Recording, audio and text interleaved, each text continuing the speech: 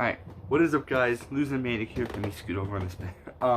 And welcome to my Horizon Zero Dawn final review. This is my second take today because I forgot to issue a spoiler warning. Usually with games that came out over 2 years ago, I want to issue a spoiler warning because if you've been interested in the game for over 2 years, within the 2 years you would have watched it, gotten it yourself, whatever. But since this one is re-released on PC, I feel the need to issue a spoiler alert. So for some of you guys who have been wanting to play it or haven't played it yet, or you have the console for it but just haven't played it yet, or if you're new to PC and are just waiting for whatever reason you haven't seen it, if you're not interested in it, then this is obviously not, then you don't have to heed to the spoiler warning. But if you are interested, just to let you know, there is gonna be spoilers in there. So yeah, welcome to my Horizon Zero Dawn review. I'm gonna come out and say it, this is probably my new favorite game of all time. Definitely top 2, or maybe my top list game of all time. It's just amazing. It's it's so cool. But one step at a time. I was gonna finish what I was gonna say, but that would be copyrighted. So let's start here at what I consider to be the important thing to a video game, which is the main character. Usually that wouldn't be a problem in some of these games because we barely know anything about them, but in this case we know a lot about Aloy. So Aloy is definitely the better character or playable character in the game. Definitely of all of the I have like a list of top 5 favorite characters, and Aloy is number 1. Mostly just because of the fact that she is different than most playable characters, and plus I just enjoy the playable character a lot more than some of the other characters because we spend the most time with the characters, so their personality kind of shines through. And Aloy is definitely no exception. The first thing I will say is the way she is very kind-hearted to others, even if she was an outcast. She's like, well, why would you want me? Because I'm an outcast. And like, I'll take anything, whatever. And even meet someone who was outcasted, or I guess there is a quest where you do meet or do come across outcasts, and instead of her seeker thing being instead of her being a seeker and letting that shine through, like being having a hatred towards outcasts, she's very much nice to them because she understands. Another thing I will talk about is the fact on how she went from an outcast to a seeker, and then from seeker to anointed. That was a pretty interesting one because if you guys haven't played the game, this is where the spoilers will come in. After there's a fight within the proving, or during the proving, after which whenever or after which there is a fight, but whenever you get knocked out, you see your father, I guess adoptive father, you see him get killed by the eclipse, which will be important later on. And you wake up in this mountain with this machine gate. You have to, which doesn't open, but you need to go further into the game to be able to open it, go through it, see the truths that lies behind the door, which is something I will talk about in a moment. But after you go through the door and out, you go from being So you initially go from being an outcast to a seeker, which is how it is for like 90% of the game. And the rest of the game, you are labeled as in, you go from a seeker to anointed after you leave the door in the mountain. And everyone in the mountain bows to her, but she's not about that. She berates them because they made her an outcast. They hated her because she was an outcast, and now they're willing to follow her lead. And that's something to me is what's really important, because if anything, she could be like, yes, bow to me as the anointed, but no, she's like, you guys casted me out. You don't deserve to bow to me, or you do not bow to me because of how you've been treating me. Which is pretty cool, because that's her character. That's how she is. So yeah, and she is aggressive to certain people who hate her because she was an outcast. She is nice to those who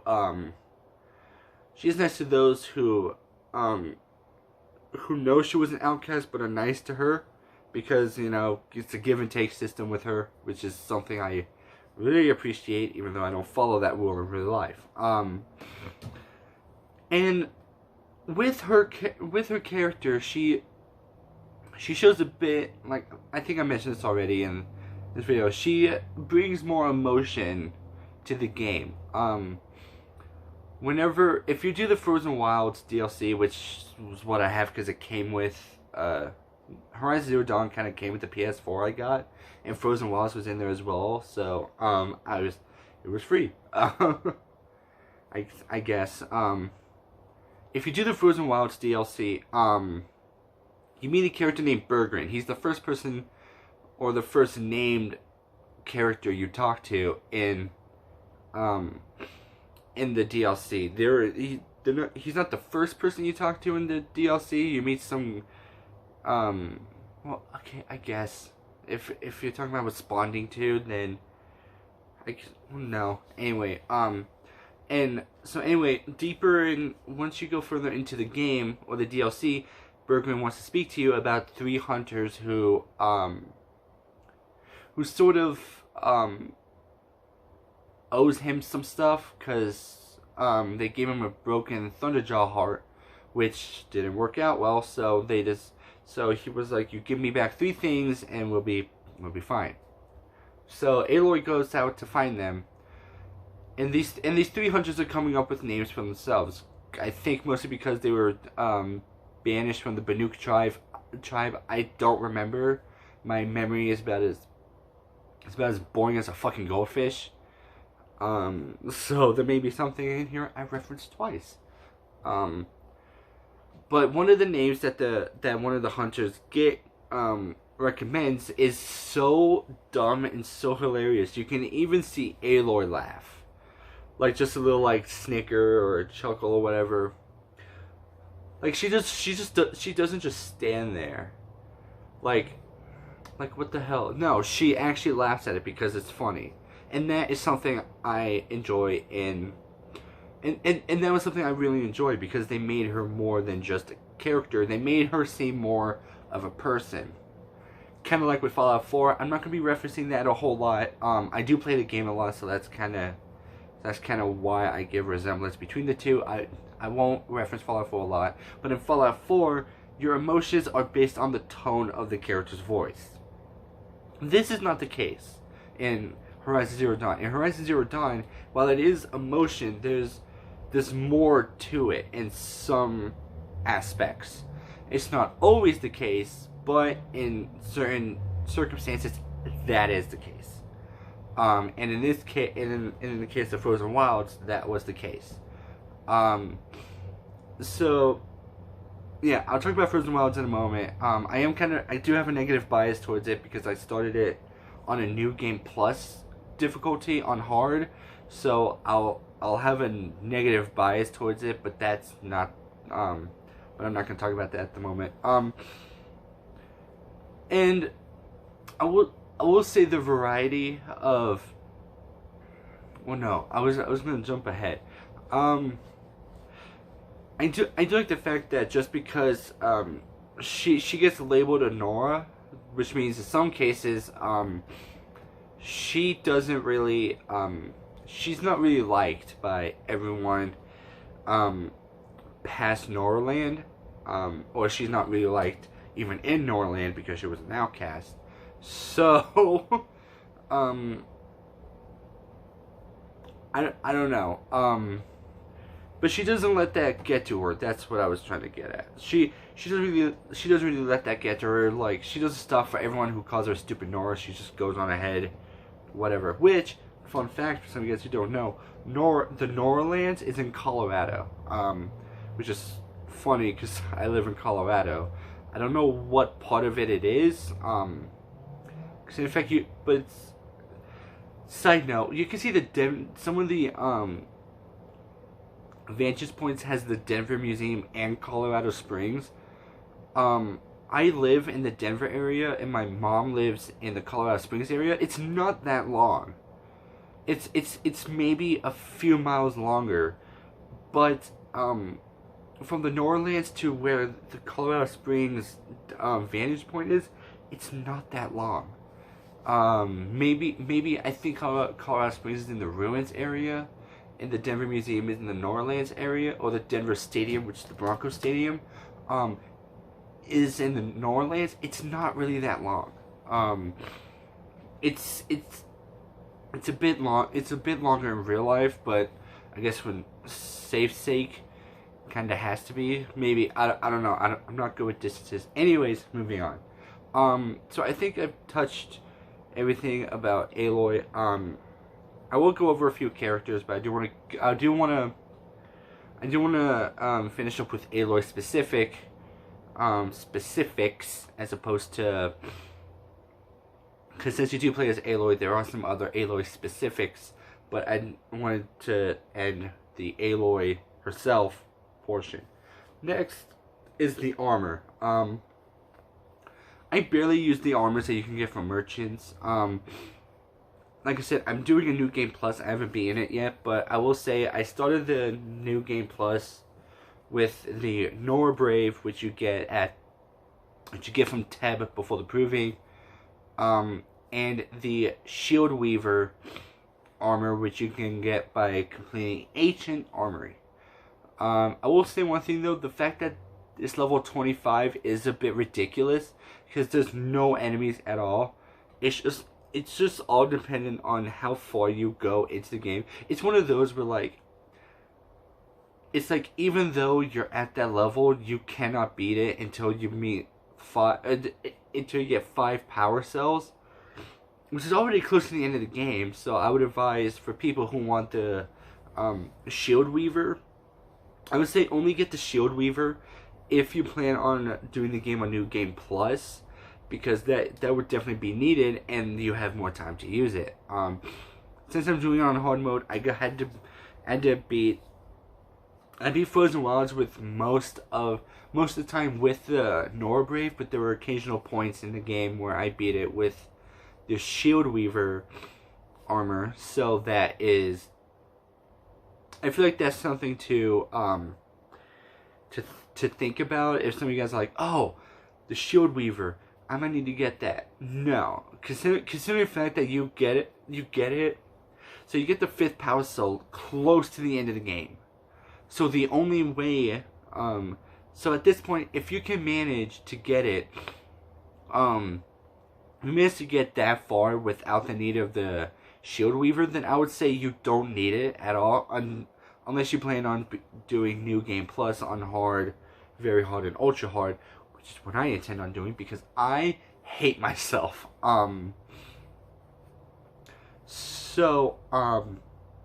I will say that there is variety to them, but I prefer the Nora Brave because there's like a shit ton of other stuff, and consider the fact that the armor in the game, the armor slots is very limited, especially for my character, or especially for my profile character, there's only one. Then at that point I would just stick to the Norbrave. You get more variety. But you do fit one armor slot, you know exactly what you're getting, which is fuck all. But if you do have the Tinkerer skill, which I will talk about in a moment, I will talk about the skills because a few qualms about that. If you do get the Tinkerer skill, then maybe you can switch between like frost resistance, fire resistance, corruption resistance, and maybe just ranged and melee damage resistance as a whole. So that is something to so I would say, like, unless you're very picky about how you do it, I'm not. I'm just like, you know, let's just use this. It should be fine. Then I would just say just stick to the Norbrave. You know exactly what you're getting. And just work to the Tinkerer mod or the Tinkerer skill. Next, so yeah, nothing else about armor. I don't like the headpieces, or the headwear in the game. Something like that is very, I don't know. I just don't like it. I'm not a big fan of it. Although the Shield Weaver does have headpieces, does have a headpiece. I do try and remove it during cutscenes, because I don't know. Throughout most of the game, especially in photos you see of the game, Aloy is wearing the Norbrave throughout for all of the fucking game. So something like that is, I will say, very necessary if you ask me.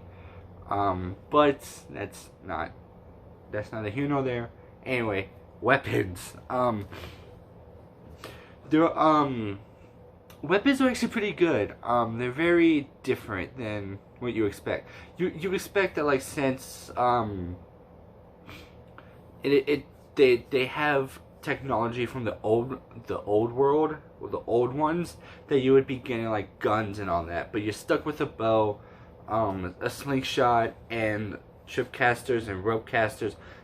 I barely use those two, so I'm not going to talk about those. I will say one thing though.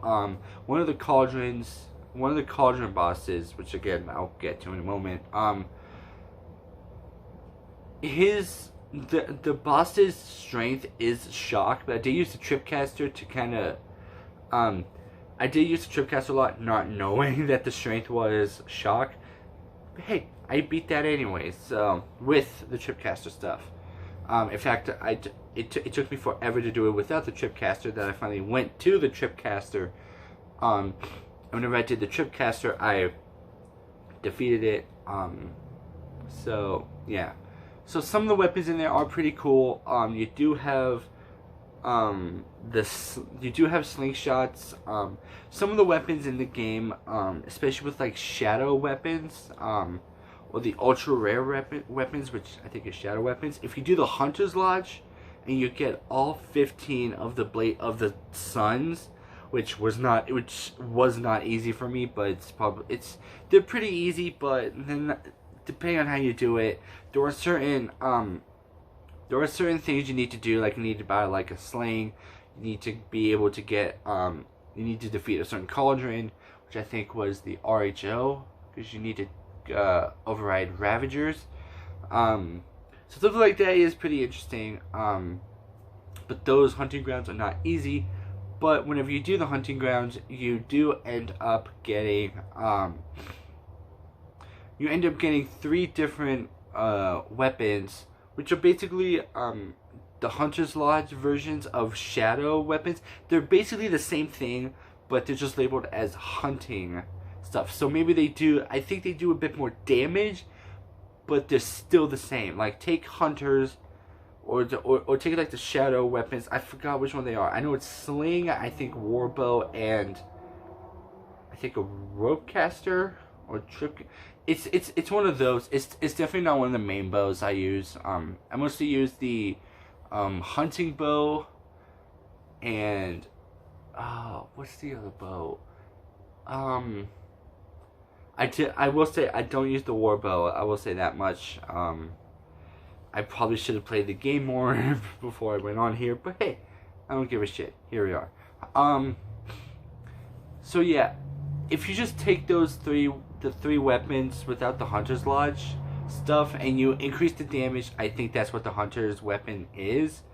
And I would say the Hunter's Lodge stuff is pretty easy. It's much easier if you do Frozen Wilds first and then come back and then start the Hunter's Lodge stuff. I think by the time you would start the Frozen Wilds quest, if you keep going throughout the whole way through, is if you go to, you need to complete 2 hunting grounds, and if you keep going throughout the main quest, that's where you can start Frozen Wilds. If you do Frozen Wilds, you get an amazing weapon, which I'll talk about in a moment, that makes the Hunter's Lodge or the Hunter's Lodge a bit easier to do.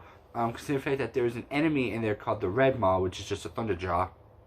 Which is weird because you would expect, you hear Red Maw, you're like, oh, it's going to be a Snap Maw. Nope, it's a fucking Thunderjaw. Don't know why it's called a Red Maw. It should be called like a Red Jaw or something. Which, by the way, isn't actually red. It's not red. It was just the name that they gave them. I will say this, I don't know if it's a bit easier or a bit more difficult. If you ask me, it is a bit easier because one of its weapons is off, but you don't get that weapon. You only get 1 weapon if you knock it off, as opposed to the 2 that you would usually get from a Thunderjaw. So something like that is pretty interesting. Another thing is, what else? Trying to remember. The bandit camps. I don't know. Cause bandit camps, I forgot the purpose of it, but you do meet a character named Nail, which is something I'll talk about in a moment. But I don't know, something like that is weird. If you do go to the Shadow Cauldron territory, you do meet, or before you talk to Olin, because you learn that Olin was involved in the Proving massacre. But if you try and do, and there's a certain point in the game where you go to Meridian and you talk to, and you have to talk to Olin after you learn where he is. If you hold off on that quest and you go to Shadow Cauldron territory, you do meet a character named Silence, or you do hear of a guy named Silence, but you don't have a proper meeting with him until you do that quest with Olin. But I think at some point, I'm trying to remember, I do think the script changes if you do hear Silence's voice before talking to Olin, because she does say you again. But if after you do the quest you go straight to Olin, if you do Erend's personal or Erend's quest, and you go talk to Olin, that's when you're supposed to meet Silence, and I don't really think she says you again because she has no fucking clue who you are. So I will say,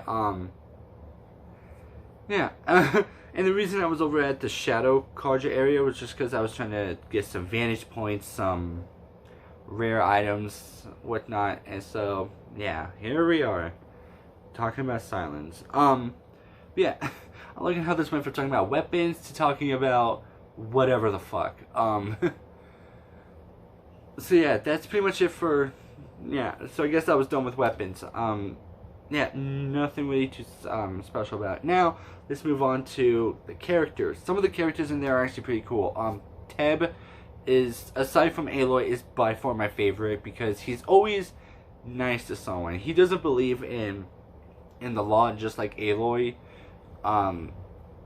He just thinks like if you're nice, he's just nice to whoever. That was a hard thing to say. There were a few characters I don't like Resh.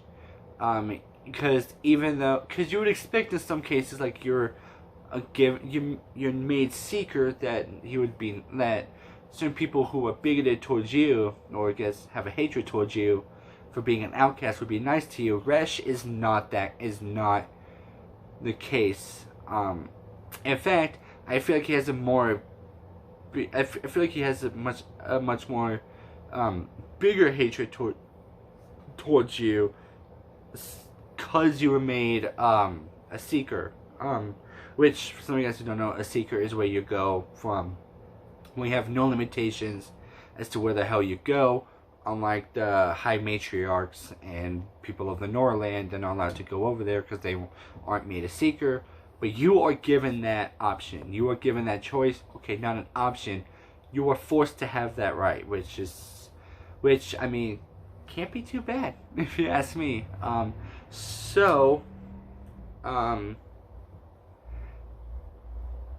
Yeah.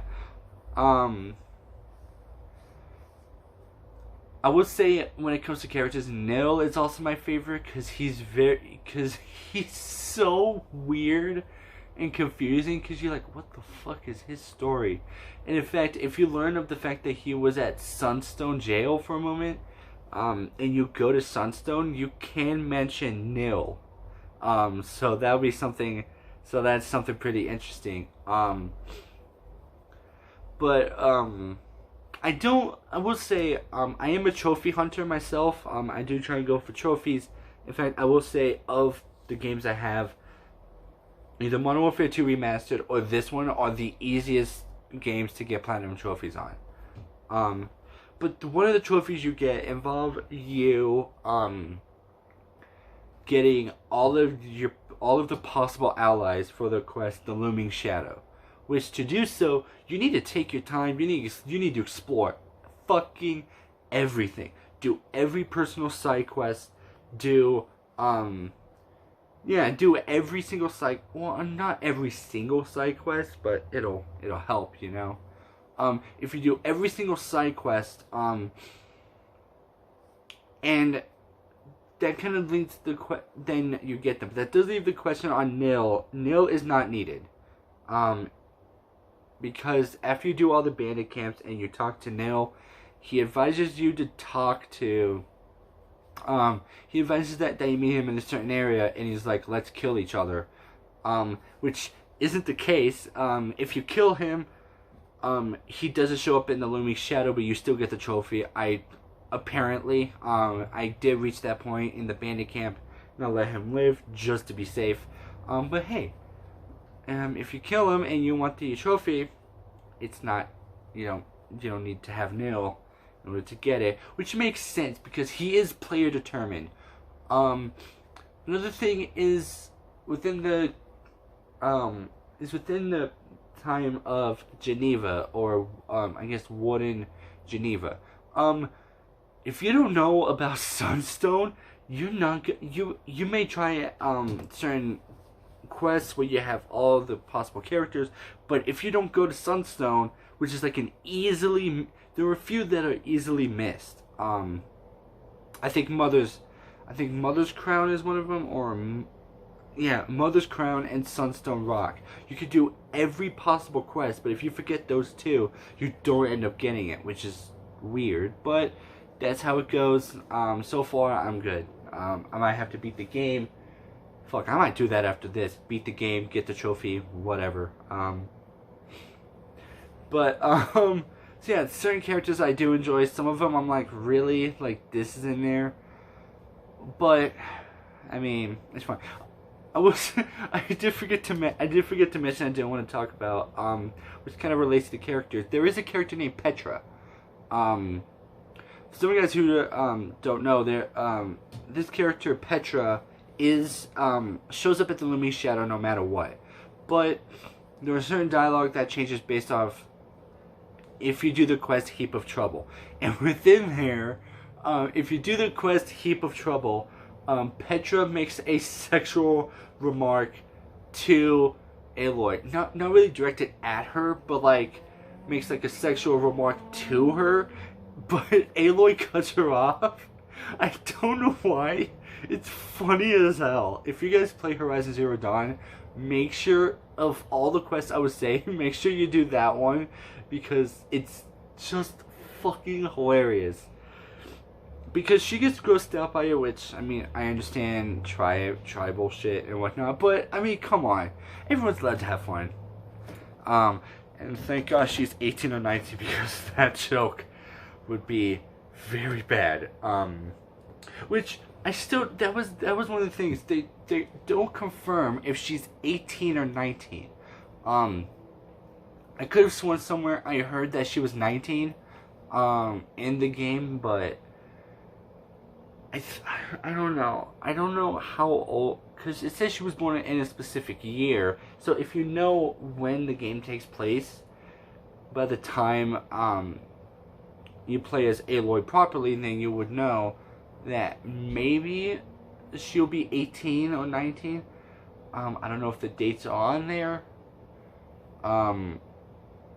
But it doesn't matter. I'm not expecting it to be like, oh, she's 18. This game sucks. No. Whatever. It's not important. But I just found the Quest Heap of Trouble very funny, because Petra makes a sexual remark to Aloy, and then Aloy's like, yeah, I got it. But I mean, so something like that is what makes Petra definitely in my top 5 favorite characters.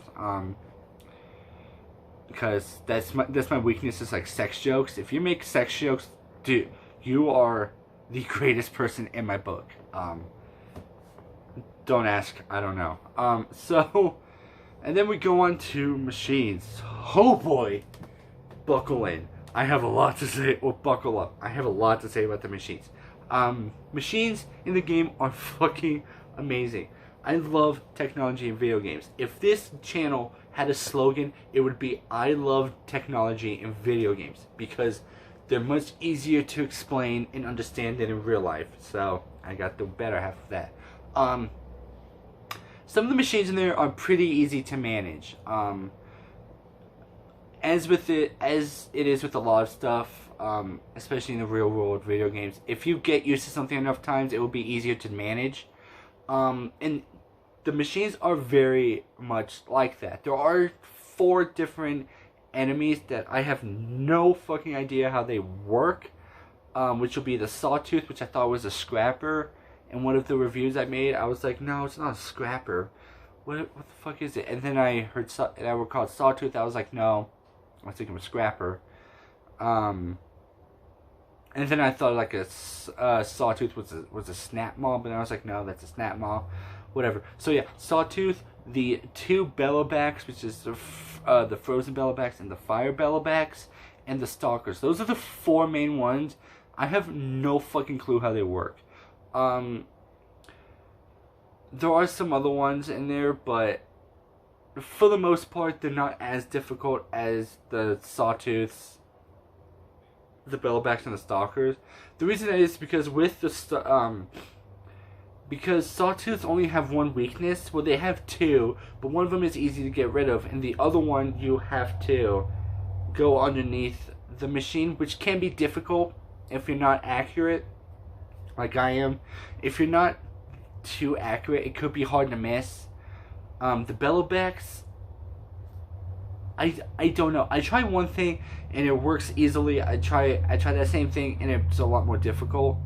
Granted, and I am talking about like the same type of elemental Bellowbacks. I'm not talking about like what works on a fire Bellowback doesn't work on a frozen Bellowback, because it's basically the same thing, just different elemental weakness. Like the fire Bellowback's weakness is freeze, or frozen attacks, and then the frozen Bellowback's weakness is fire. So aside from that, I mostly use stuff that has high tear damage with enemies, because in some cases, I think in the case of the Thunderjaw and the Ravager, you can easily well, the Deathbringer was something I'll talk about in a moment, because I have huge praise on that one. But with the Ravager and the Thunderjaw, it's easy to take him down if you use high tear damage, and then take off the turrets and then use them against them. Stuff like that is very useful. Sorry, there's a car going through here. This area is pretty noisy a lot of the time, so I'm sorry if you guys hear background noise coming from outside. But with the and So how I usually attack enemies, what the fuck, is I would use the focus to highlight the weak spots of the enemies, and then I just go through and I attack those weak spots. But with the stalker, they become invisible, which means depending on if you know where to hit, the focus could be pretty useful depending on if you destroy the stealth component to really use this, because yeah, you could highlight the weak spots when you can see them, but when they're invisible, those weak spots just go away. So stalkers are pretty difficult to me, and they're, like I said before, they're one of the few where I've attacked them most of the time, but I still don't know how they work. So if you do have Silence Lance, which is something I forgot to talk about, but I'll include that once I go into the story, because there's some stuff regarding my Silence Lance I do have qualms about. But if you do use Silence Lance, then the stalkers are pretty easy. If you do have high critical damage, or just high attack damage, then the stalkers could be pretty easy to defeat. But you're going to have to be careful because their strong suit is melee damage or close range. So I would say, again, okay, kind of contradicting myself. If you do plan on attacking stalkers up close, it would be best to get the Shield Weaver armor, but for the most part, you don't really come across much stalkers unless you intend on doing the hunting grounds, which is something I won't recommend unless you do New Game Plus, or unless you're a trophy hunter, then, but you don't do New Game Plus, because you don't need to do New Game Plus to get the Platinum Trophy. At least I don't think so. If you do, then fuck, that's gonna take a while to do. But something like that, I would say, since you don't really come across much stalkers, I would say that you don't need to worry about Shield Weaver. And the fact that you can override some of the stuff or you can override all the machines with the cauldrons is pretty useful, but there are like a few enemies of like, how could you, like how would you be able to override them, such as Glenhawks, and I forgot what one of the enemies, it's another flying enemy. But yeah, so I would say the flying enemies are definitely difficult to override, but if you can manage it, go for it. But some of the enemies are pretty easy. I would say one of the enemies that was surprisingly easy is the Shell Walkers. That, or maybe the Thunderjaws are surprisingly easy as well. If you know what you're doing, the best thing to do would be to take the one of the two grenade launchers off of him, and then just shoot the shit out of it with the launcher, which is a very heavy weapon. One of the skills in there was for heavy weapons. I didn't think I would need that because I always thought it was like the Deathbringer gun or the Firestarter or whatever. But no, that skill is surprisingly useful. I'll talk about it in a moment. I don't know the names of the skills, so you have to forgive me. There's so much to go through with the skills. Don't be surprised if you shouldn't be surprised if you think I was gonna memorize the whole thing. I can't. So yeah, I do like the fact you can, like I said before, I do like the fact you can override machines. I don't know what some of them do. Some of them are pretty useless to override, such as Watchers and Scrappers, and I would say maybe not Longhorns. That's one. I do not like the fact that tall necks are the only friendly enemies. I will say one thing though. I will give the creators props where it's due, because at one point Aloy was allowed to attack tall necks, but considering the fact that tall necks don't fight back, they thought it would be out of Aloy's character to attack something that wouldn't fight back or doesn't fight back. But still, I wish that without overriding that there were more enemies that are friendly to you, but there aren't. Tallnecks, even with Frozen Wilds, Tallnecks are the only machines, aside from the towers in Frozen Wilds, but they don't attack you, so what's the point? That's not like a machine animal. But I wish there was more. I wish that there was more machines that were more friendly to you. But the game's been out for a while. They can't change it now. Just imagine if they did. They were just like, you know what? More enemies cannot hurt you. Yay. So that's pretty much it. I will say, of all of the machines, either the Deathbringer or the Tallnecks are my favorite, just because I do love aggressiveness in games, and Tallnecks are pretty cool. Not because giraffes are my favorite animal, they aren't. Penguins are, but can you imagine a penguin that's a machine? Holy shit, I would love that. Oh, I heard they're making a second one. If there are no penguins machines in the second one, I'm gonna be mad. I won't be able to play it because it's probably gonna come out for PS5. And if it does come out for PS4, I won't be able to get it because space is low. So I will say that some of the enemies in there are pretty good. I do think that humans are a bit easier, obviously. Sorry, something on my tongue was bothering me. But the fact that some of them are pretty unpredictable make it a bit difficult. I'm trying to think of if there's any more stuff. There isn't really much else. Some of the side quests are pretty weird.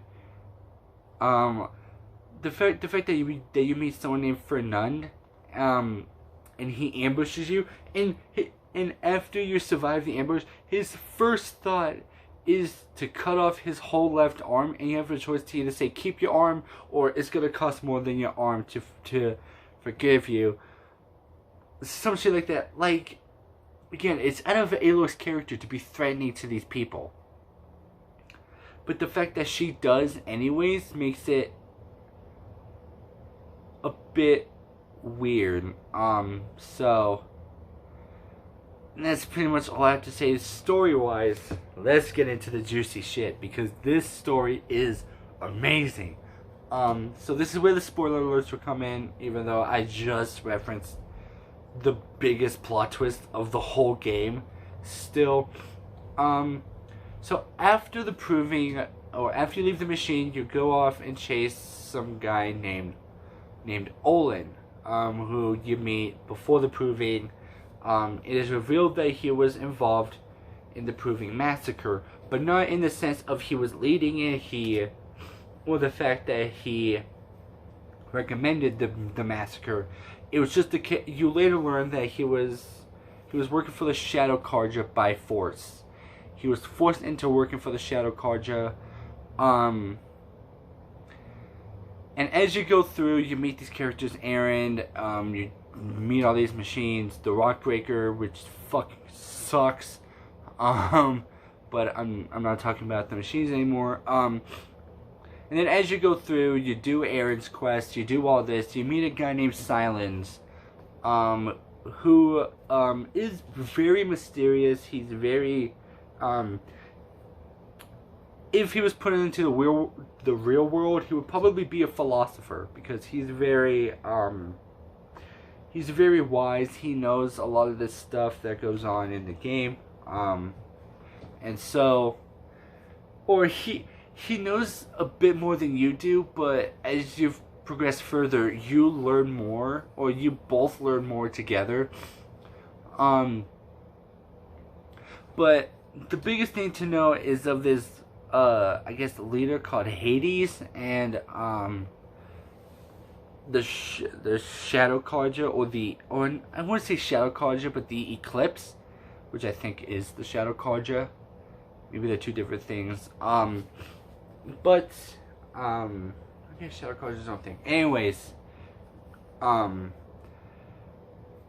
So, because the eclipse was there at the Proving Massacre, they was the one that caused it. They killed Rost, your adoptive father.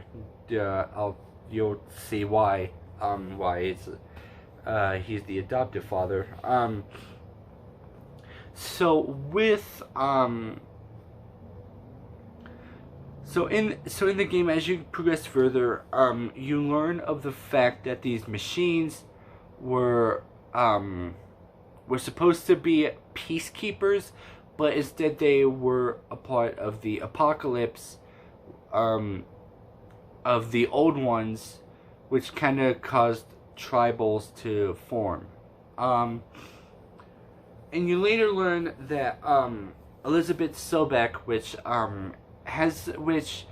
who Aloy has the most genetic material of, created this thing called Gaia, which made it to where once humanity was wiped out, instead it would repopulate all of the Earth, or maybe just that part of America.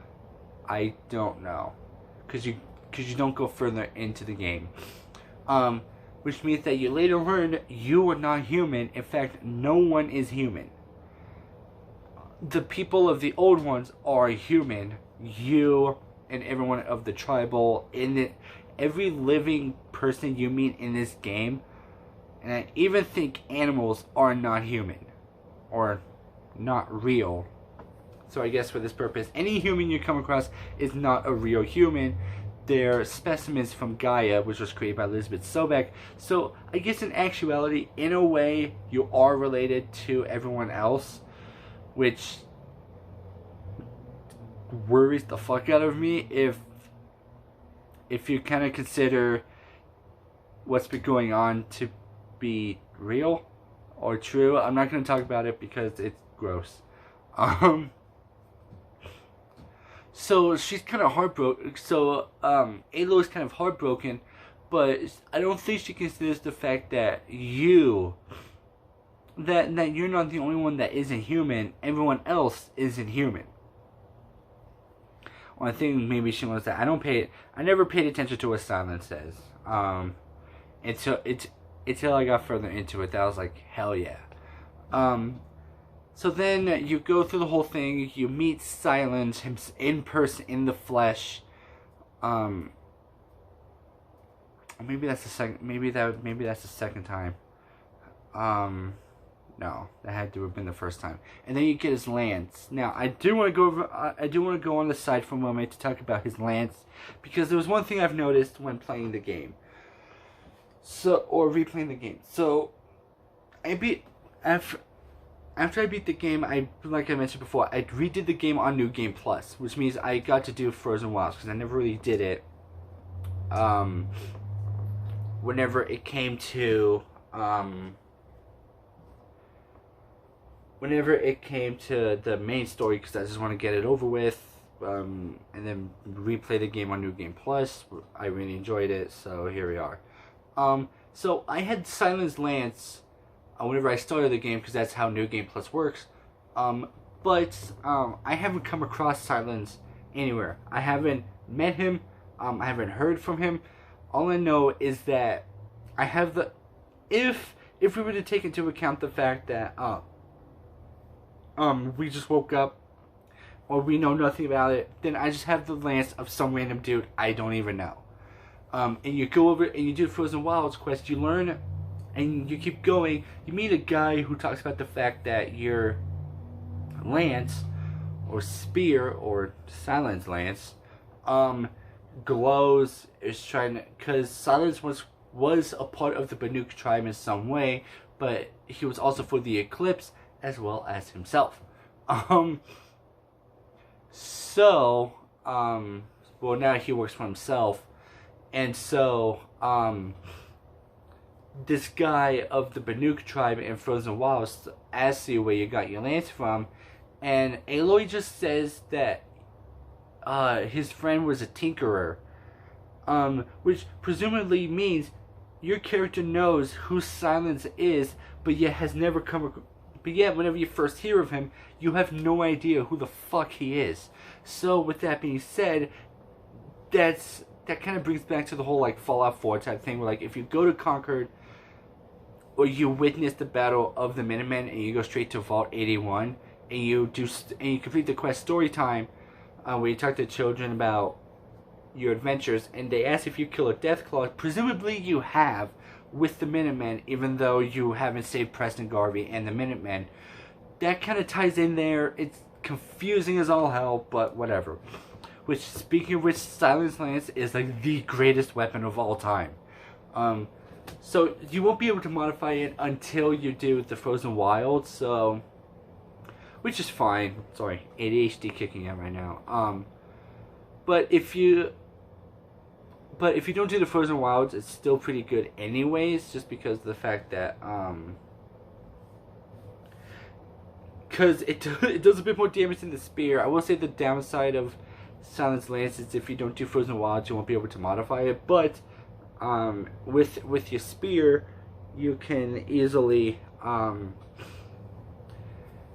you can modify it, but it doesn't do much damage. I think it does shock damage.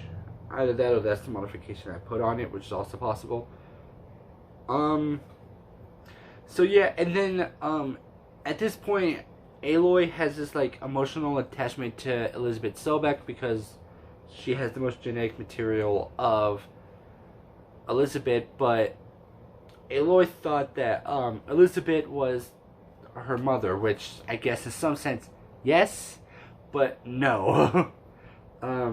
While Elizabeth did create her mother, she wasn't, she didn't give birth to Aloy, which I don't know how that, that, I don't understand how Aloy didn't think about that in the first place, because they're in a machine in the mountain. I doubt that people would live in a fucking mountain, or further deep into a fucking mountain. But whatever happens. So, trying to think of what else. So yeah, you go through the whole game like normal, and then you do the Looming Shadow, which I talked about. It's where you have certain people that you come across in your travels. They help you fight. So yeah, you have this attachment to Elizabeth Sobek. In fact, during the Looming Shadow quest,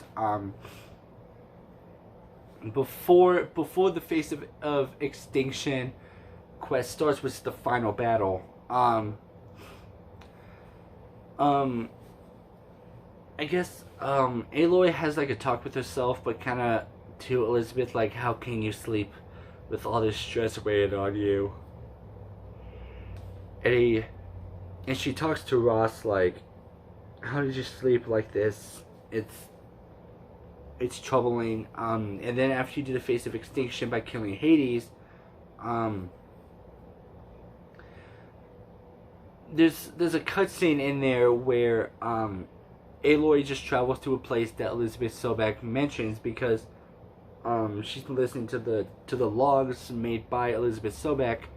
Aloy finds the place, finds a body, and scans the body and learns that's Elizabeth Sobek.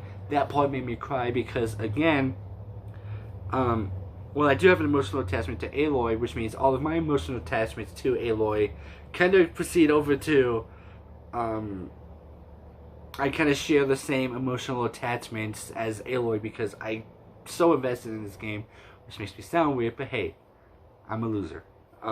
So, and that part made me cry because she found Elizabeth Sobek. I don't know if that was her intention in the first place. I guess it was, but later on she was just like, okay, I gotta find her. Or I don't know if it was after the Face of Extinction that she was like, now let's find her, or if that was her goal to begin with, after she learned that all of humanity was wiped out. I don't know. But I will say that Jesus Christ, this game is amazing. I love this. If if you guys haven't played this game, I highly recommend you guys do. It's so good. Now, there are probably some stuff I did forget to mention, but let's move on to the Frozen Wilds DLC and where my negative bias comes in, because whenever I started it, I was doing the New Game Plus, which means I'm on hard difficulty, which means the enemies are a little more difficult, but the story, holy shit, is it good.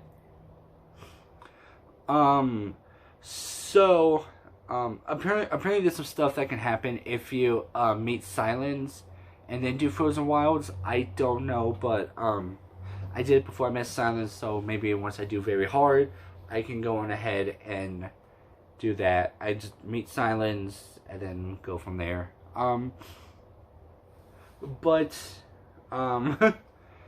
So Frozen Wilds, you start off immediately facing or going up against a Scorcher, which is the only enemy whose strength is Tear. The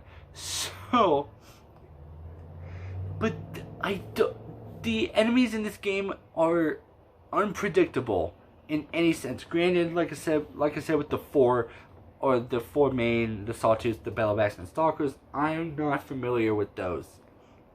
But this, I have a much likely chance of dealing with Stalkers very easily without the need of Silence Lance and all four of the enemies before I figure out how any of these ones fucking work. They are difficult. First of all, the Scorcher has a mine launcher, which don't know how that works. You're supposed to like place it in front, or it's supposed to use it as a distraction. But if it's a mine launcher, they should explode and deal damage to the Scorcher. Nowhere have I ever found that to be the case. Another thing is a matter of is the claws, or like the frost claws and the fire claws. I found for some reason the frost claws were easier to kill than the fire claws, but only if you go up against one. If you go up against three, like you do later on in the story, then it becomes much more difficult because you're facing three. But before you even beat the game, you have to kill 5 fire claws, 2 of which show up. But if you continue on down the storyline, there's a guy named Aratek, who just helps you with the 2. But why he doesn't help you with the rest, I don't understand. But I would say this is the only time that Ancient Armory, the Shield Weaver from the Ancient Armory quest, comes very much in handy, because these enemies suck. The storyline is pretty good. There is more to it. For some reason, I was spoiled it, but I didn't even realize. I risked spoilers of the story, but I didn't even realize it until after the storyline. I was like, wait, I've come across this girl's page multiple times in the wiki, or I've gone onto this girl's page in the wiki so many times. How did I not see that? So that's pretty much it. You do get new clothing, which is pretty good. Even though I did use the Nora Brave and the Shield Weaver throughout like most of the game. But now the storyline. Again, you meet Bergren. Some sort of virus takes over the machines. And it's your job to fix it, or you're tasked with fixing it. Which I have a big problem with that, which I'll talk about. So your job is to challenge the chieftain of the Banuk, Aratak, which you end up doing anyways, which is where you come across the 3 Frost Claws.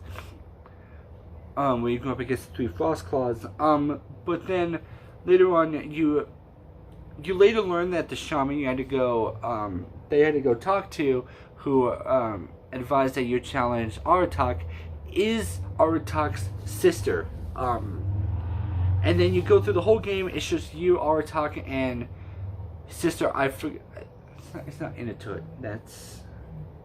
I forgot the name. I guess it doesn't matter for reasons I'll talk about in a moment. So you, Aratak, and his sister go to a cauldron, and then after you defeat the cauldron, which has a fire claw in there, which there's like these control towers that spring up from the cauldron, healing your fire claws, making it borderline useless, which you can destroy, but it's much easier to override them because I have no idea how to destroy it. You just attack it, but I don't see the health going down, so it'd be best to override it. Use a control tower to the advantage of shocking them and then going through and do more damage to the fire claws. But with that, you learn later on, Aratak's sister gets killed, which was very fucking sad.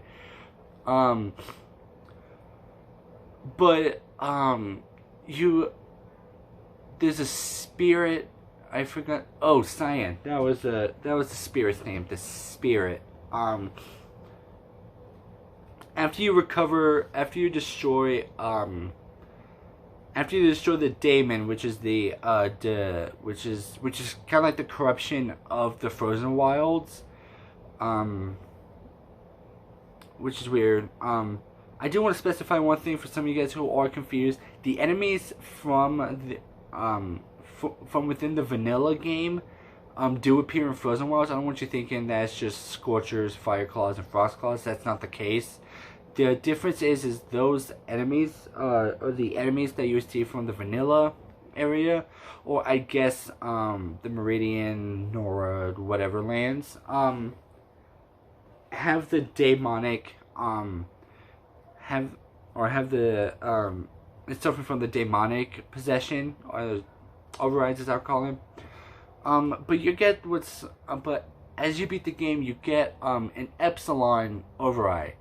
The problem with that is some of the demonic machines cannot be overridden, which appears in like 90% of the game, with the others being one Fire Claw, which you can use to your advantage, because you learn whenever you finish the main story that the cauldron, which is something I forgot to talk about, but I'll talk about in a moment, kind of go with or released 5 Fire Claws, 4 of which have the demonic curse or the demonic override, but the other one doesn't. So you can override that one. So you can override one of the Fire Claws, but you have to go up against, there's 4 different spots. One of the spots has 2 of them, which is where Aratak comes in. And if you beat the Frozen Wilds all the way through, Aratak does show up in Looming Shadow, so that's something to consider. You don't need Aratak for the trophy, because if you did, then that quest would be borderline impossible. And if you're a trophy hunter and you need the platinum trophy, but you don't have Frozen Wilds, that's one to consider. So I doubt you need Aratak for the for the Looming Shadow trophy. I forgot what it's called. But I also learned that Horizon Zero Dawn is PlayStation and PC only.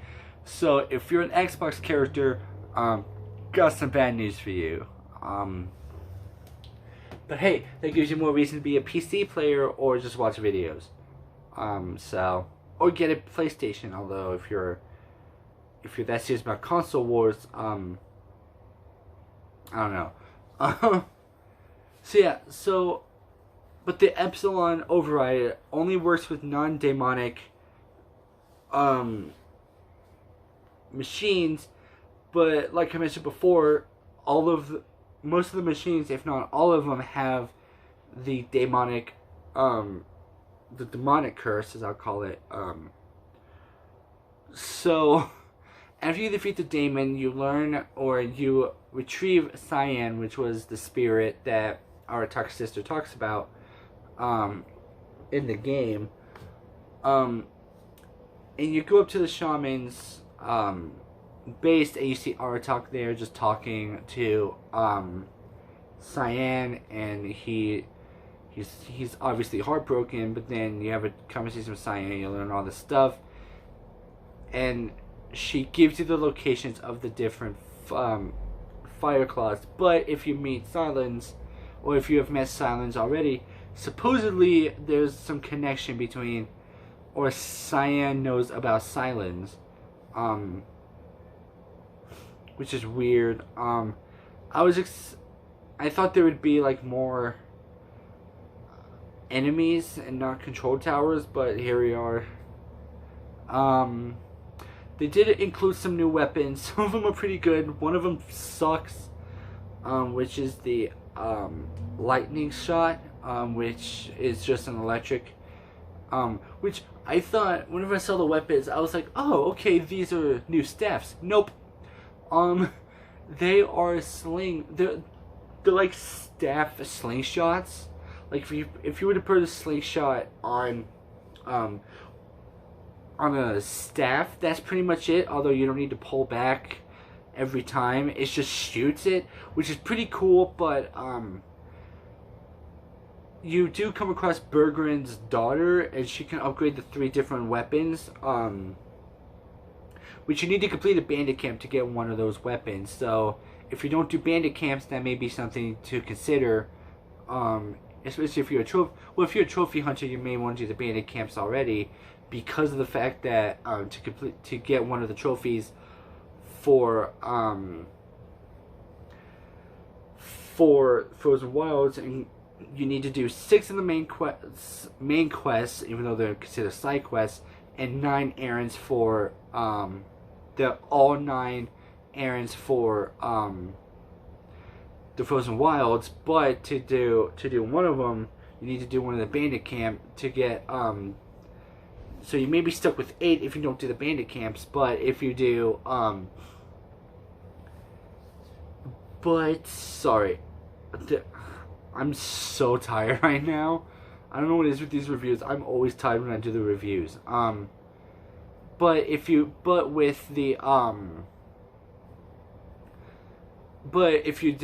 did all of the main side quests for Frozen Wilds, but you have all but 1 left, then you would have to do the bandit camps to get the final one. If that's the case, just because there's 3 main staffs, as I call them. There's the lightning, there's the frost sling, and then there's the fire shot, which upgraded gives you a flamethrower, which is like an actual flamethrower. It throws fire, which is fucking amazing. So yeah, that's Frozen Wilds is pretty alright. So I do want to talk about the cauldrons, because if I don't, then I would have gone against my word. The cauldrons are pretty awesome. What some of the cauldrons do is you can override more. So like you always start off with, you can override, you get the PSI override, which gives you the Watchers, the Longhorns, the Broadheads, the Chargers, and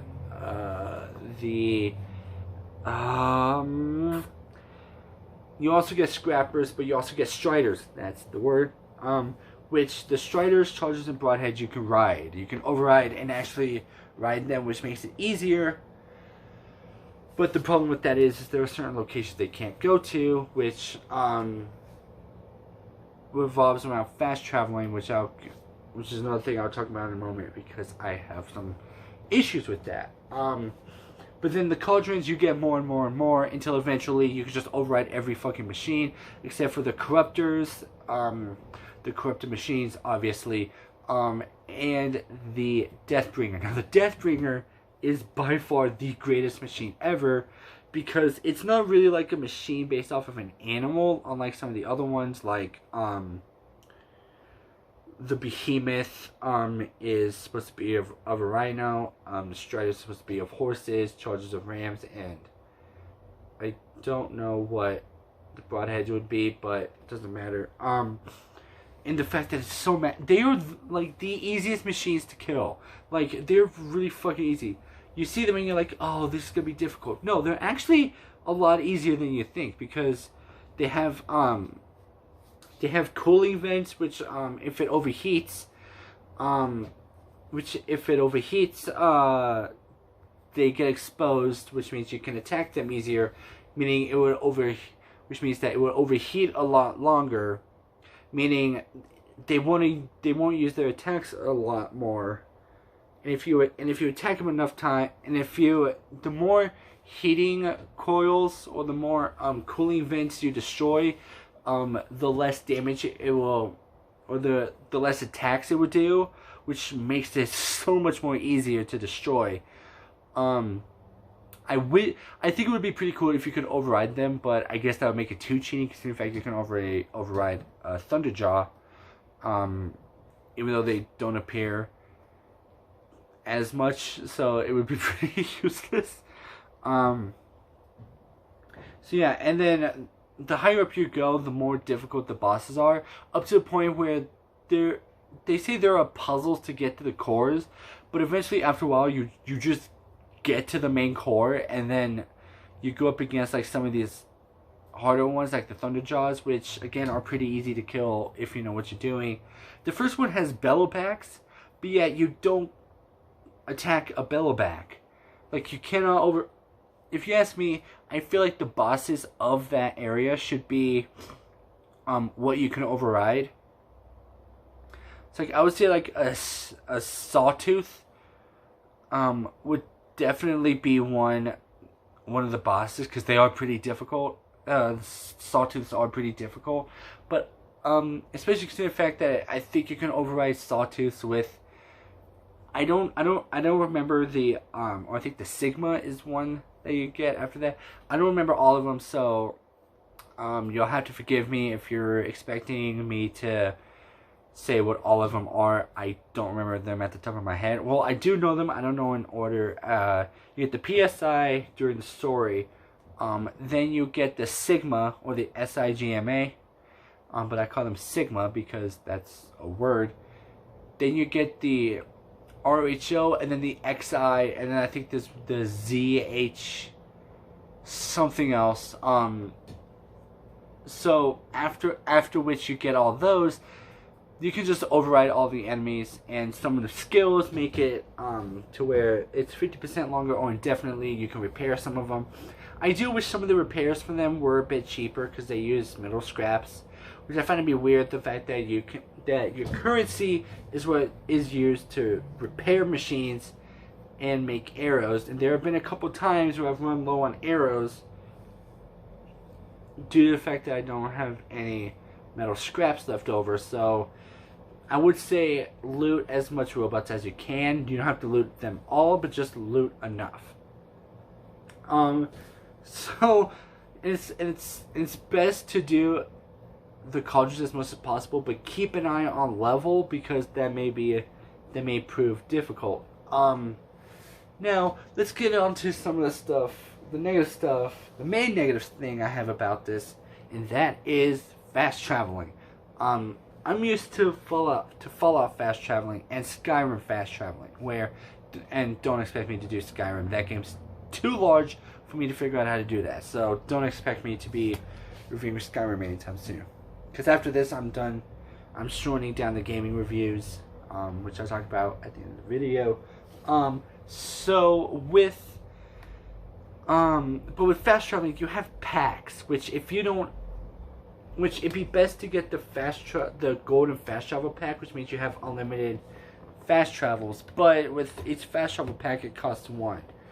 No matter the distance, you always spends one. You always spend one fast travel pack on it.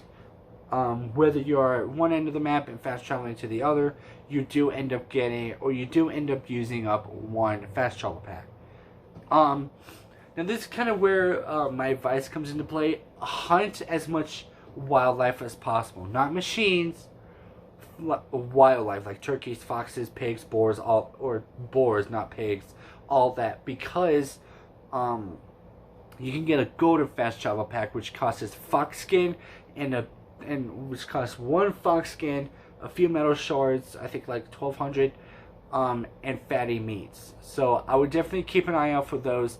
but you can also use the meats from you can use certain meats from killing enemies to make potions, which if you don't have much medicine in your medicine pouch could prove useful, because there have been times where I've died that I've relied on the potions. So something like that is pretty useful, so I do advise that. I will say be careful when it comes to the gold and fast travel pack, because you do have a chance to disassemble it and there's a glitch in the system, or there's like this weird thing where like if you're trying to scrap one thing, it will scrap the thing next to it. So if you're trying to scrap 25 chill water, but then you have like a scrapper lens or whatever next to it, then you end up, instead of scrapping the chill water, you risk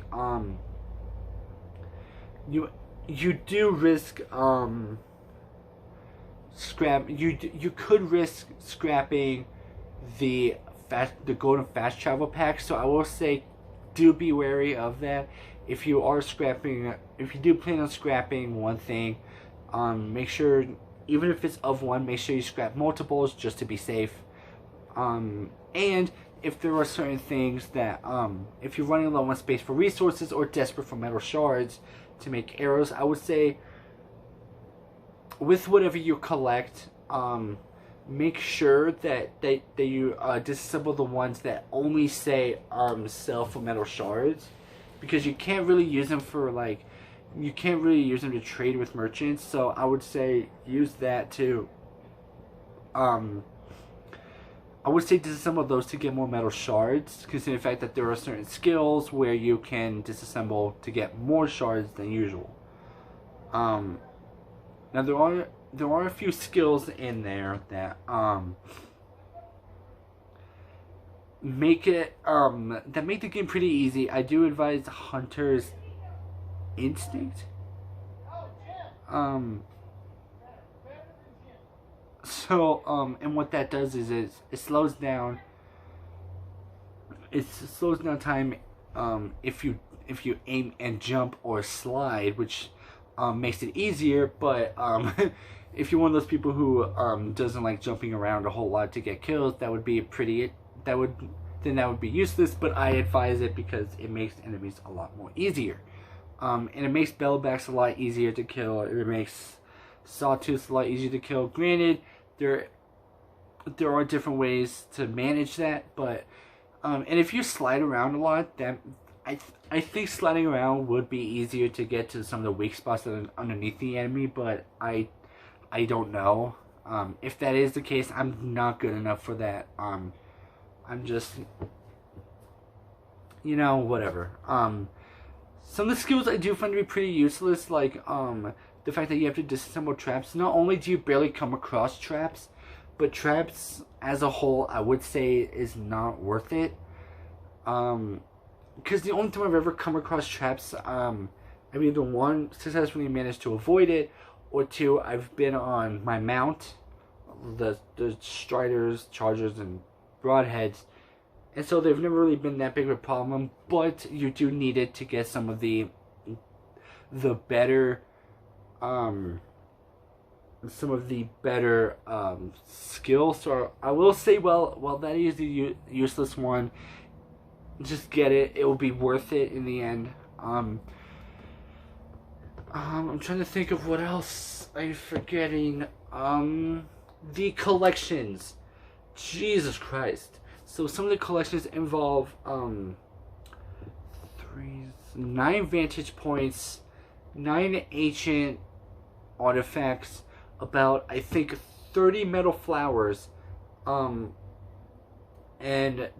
6 Banuk trophies or doll things. Why? Why are those a thing?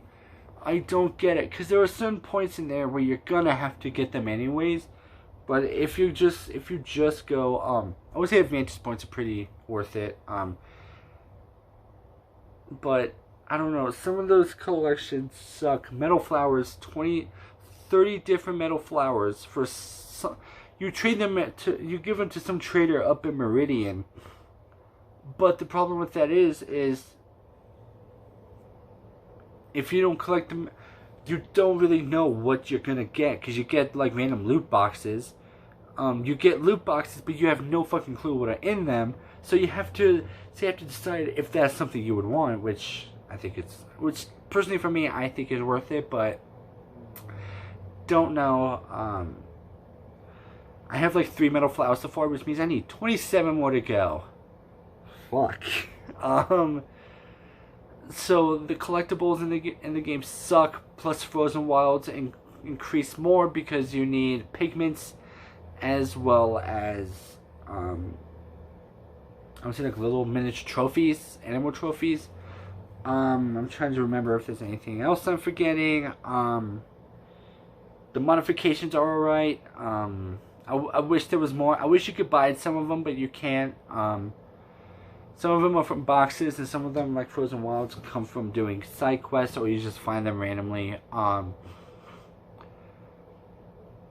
That's pretty much it. I guarantee you there's something I'm forgetting. But yeah, that's it. I'm really tired. I got out of bed maybe a couple of hours ago. So I'm I'm very tired. So yeah, so this is my Horizon Zero Dawn review, and this is the final review, gaming review I'm gonna do for a while. The reason is I don't want this channel to be just a review channel. I do want to do some other stuff. I originally made this channel to be a gaming channel, but I don't know. So I do plan on doing more gaming reviews. It's just gonna have to be not as common as usual. I do want to do other reviews like music reviews, movie reviews, TV show reviews. If that's something you guys want to see, let me know. I do plan on bringing back COD Mobile. I had it for a short period of time, but then I just stopped playing it. So, but I did go over my channel and I did see that those were doing pretty well. So I might bring those back. If that's something you guys want to see, let me know. And maybe I might use this time to figure out how to upload videos from onto the PS4 from here onto YouTube, because I want to do more. Because like I mentioned before, I do want to do character builds for Fallout 4, even though after a while they do get maximum file reached. Oh well, that's a pretty long time. So yeah, so now I do have something special planned. I did check my channel. I do have 95 views. That's awesome. I do plan on doing 100 views video, kind of shouting people out, because there are some people who I do want to shout out, because they kind of got me to where I am now, in a sense of, you know, they kind of made me change. One person gave me some nice comments on my Last of Us 2 review, and some guy gave me a recommendation for a new game. So they know who they are if they're watching this. But I'll shout them out in a later video, because I want to get this out. So yeah, hopefully you guys enjoyed my mini lad video. That one was pretty fun. That was fun. Because the whole time I was just like, do not defend him, because I can't anymore. So I did. I'm pretty sure there was some stuff I forgot to mention in there, but it's too late now. I do really want to do the revised mini lad apology, where I make his better, because he already fucked it up. So hey, what's someone to do it better than someone who's been watching hate comments, or not hate comments, but like hate videos against him? Again, I was very supportive. I was one of those like fans who needed their diapers changed, according to a lot of these people, which I don't understand why they say that. So yeah, I would say I kind of want to make it I really want to, but at the same time I'd be defending him, so I won't do it. Unless that's something somehow you guys want, then I'll do it. So yeah, this is the last gaming review for a while. I will hopefully do gaming videos, as well as just whatever, TV show, movie, music reviews, if that's something you guys want. If not, I'll just stick to gaming stuff. Well, who knows? I do plan on, I am gonna move eventually. I don't know when. I need to talk to my mom about that, but hopefully once I do, I can get started on doing something I've always wanted to do, which was make music. So hopefully, maybe not now, but maybe in the near future, if I have this channel still, I'll be able to make music, because that is something I really enjoy. But I'm getting ahead of myself. Thank you guys so much for watching this video. If you guys enjoyed, make sure to leave a like, comment, and subscribe. Also share this video with your friends, because I kind of visited a channel that one of my friends made, and he has more views than me. It's doing a lot better than me, and I really want to beat him. See, I'm very competitive. This is the problem. So that is where I will leave this episode. Share with your friends. It really helps this channel out. It kind of gives me a reason to do this. Not saying if I don't not saying if I get more views or subscribers, I'm gonna stop doing this now. I'm just gonna keep doing it, but it kind of gives me more reason to do so. It gives me more stuff to. It'll kind of help this channel out a bit. I'm getting greedy. I don't like being greedy. So yeah, like, comment, subscribe, all of that. Let me know what you thought of this review. If there's something I missed, let me know in the comment section down below. And that's it. Thank you guys so much for watching this. Thank you guys for supporting me thus far. I appreciate all of you guys. Even if I say I don't, I actually do. But it's just a thing where I feel like I don't, because I am a loser and I'm an asshole. So yeah, Loser Maniac out.